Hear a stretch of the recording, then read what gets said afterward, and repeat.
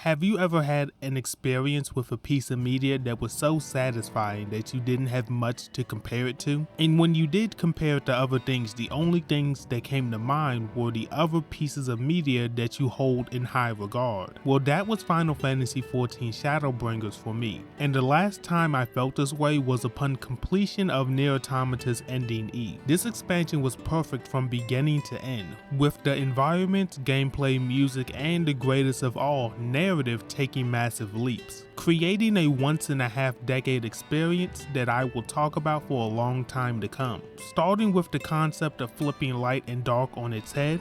In the vast majority of fantasy stories, the light usually means goodness, grace, or anything socially acceptable, while on the other hand, darkness is supposed to be spiteful, mean-spirited, and anything we consider bad. But as it was foreshadowed back in patch 3.4, the saying goes, light, dark, it doesn't matter. What matters is how you use them. And that statement is true for the story of Shadowbringers and beyond, with the story immediately doing something to set itself apart from its predecessors, like dropping us into a brand new world where we have very few connections, meaning that we're going to see very different cultures, architectures, and terminology. But luckily, due to dimensional mumbo jumbo, the rest of the Scions have been in this world called the First, significantly longer than you have, so you can use them as a lens to view the world through, which is a genius move, because by reintroducing these characters after your very brief interactions with them in Stormblood, the fact that some of them have radically changed feels natural, especially if you were playing Stormblood as the patches started being released over 4 years ago, or if you just took a long time getting through Stormblood like myself. So by us being excited to see our Scion comrades once again, it makes us pay attention to the exposition they give us, laying out the world very quickly while not boring us. So let's talk about the world that we're in. The First, or better known as Novarant, is a place that had an imbalance of light and darkness, which led to their world being flooded by corrupted light, leading to society being pushed to the edge, meaning that they had to worry about their current circumstances instead of making advancements, which is expressed through the architecture of every area except for one, starting with the Crystarium being the most advanced out of all of the man-made areas, with it having a very large and diverse group of people in addition to the Crystal Tower aiding their efforts with elegant technology. It makes sense as to why it's the most advanced place in this world. Next, Yulmore being a society that was built upon the foundation of it being a stronghold for Sin Eaters to slowly take over the world. The city itself is a metaphor for the goal that it needs to accomplish, with the wealthy playing the part of the Sin Eaters, infecting the common folk with delusions of a better life in the same way that Sin Eaters infect people with light. Amarang is a very bare bones area due to it being in the desert right beside where the flood of light was stopped. Ilmeg remained mostly untouched due to nobody wanting beef with the pixies. The Great Woods look mostly untouched due to an attack that happened a few years before we arrived in the First. And lastly, the one you all have been waiting for, Amarat, the loving creation of our favorite Ascian M itself. Far removed from the problems of the story, it was built as a monument to the world that used to be and what it could become once again, with the most interesting thing about Amarat being its location,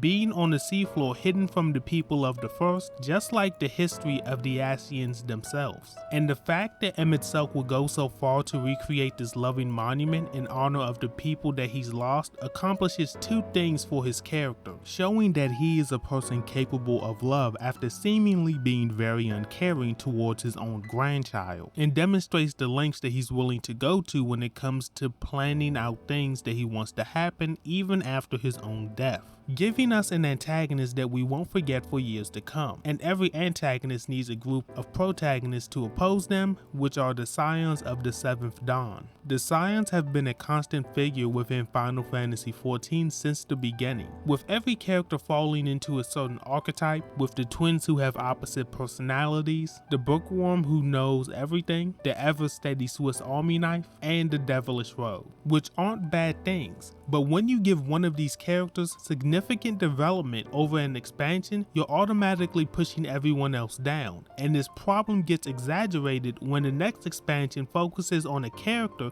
that the fanbase has a mixed opinion on and then leaves the main story immediately afterwards. But in Shadowbringers, they move all of these characters forward based upon their experiences, with Alpha Node getting the least of this due to his work done in Heavensward. But we do get Alpha Node becoming more in touch with his emotions and learning not to be in his head as much as he usually is and worrying about what's in front of him. Alize learning how to deal with loss and pushing past those feelings for the people that she could still save. Urianger being genuinely apologetic towards the Warrior of Light, and the rest of the Scions learning from the fallout of their encounter with the Warriors of Darkness back in Heavensward and being far less reserved in general, which is a new trait shared by his teammate Y'shtola, who is the most consistent in her demeanor among the Scions. But upon reuniting with her in Shadowbringers, her time as a leader of the Knights Blessed made her stop biting her tongue for the greater good, even if it meant someone would dislike her in the short term. For example, when she confronted Thancred on how he was treating Rain. This also applies to her temper as well when she almost snaps at Urianger on what's happening to the Warrior of Light after he defeats a Light Warden in front of her. And the last of our companions, Thancred, making a huge emotional leap, coming to terms with Mephilia's death at last, allowing him to be more open than we've seen him be since Heavensward. But our original companions aren't our only great characters here, with the Crystal Exarch, Rain, and Ardbert all getting their time to shine. And with so many great characters being introduced or expanded upon during this expansion, it wouldn't be a stretch to say that any of them are your favorite. But with great characters, an amazing story isn't guaranteed, but in Shadowbringers it is, with our antagonist and protagonist all fighting for those they've lost and those they can still save. We arrive in a world pushed to the brink at a time where it's all going to end, or they're going to start pushing back for the future of everyone. The overarching theme of Shadowbringers, in my opinion, is growth. In many different aspects, like the characters we love finally being able to go into dungeons with you, building a greater attachment to them. Growth in the music, with the genius Soken finally getting to compose an entire Final Fantasy XIV soundtrack on his own, and it definitely shows when you compare it to the music that came before. And lastly, the growth in story and gameplay meshing together. As I talked about in my Heavensward video, I used to believe that King Thornton was the best example of story and gameplay blending together to give us something great. But Shadowbringers has outdone that fight with Elidibus, the Warrior of Light.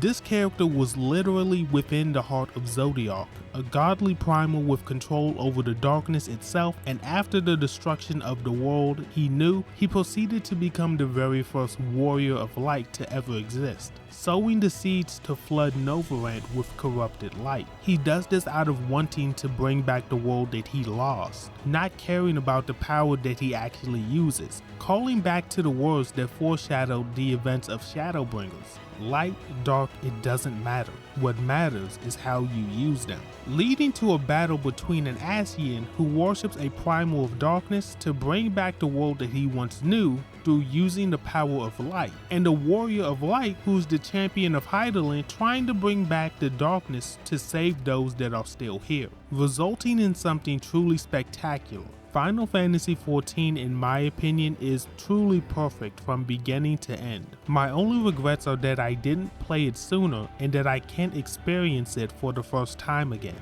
Yoshi P, Ishikawa, Soken, and the rest of Creative Business Unit 3 has given us a game to be remembered. And with one more chapter in the saga, I believe that Final Fantasy XIV might become my favorite game of all time. But you know what else is perfect? You, because you made it to the end of this video. And if you want to see more content like this, like, comment, and subscribe with notifications turned on to see more videos like this one. Like, comment, and subscribe with notifications turned on to see more videos like this one. But with that being said, it's been Skipx and I'm out.